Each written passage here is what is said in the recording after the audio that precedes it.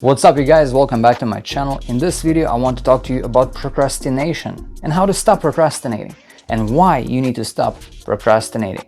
And the reason is very simple. Tomorrow is never guaranteed.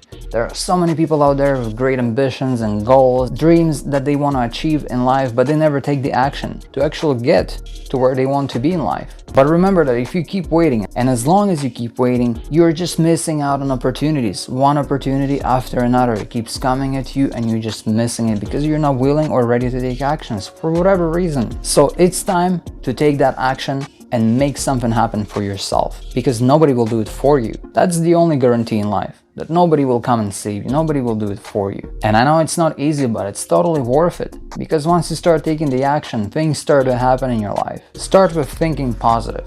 Start with thinking every single day that you can, in fact, achieve anything in this life, as long as you put your mind to it, and then put some effort towards it. Make a list of goals, make a plan, an action plan, and start achieving those goals. So I challenge you to every single day start taking one step towards your goals.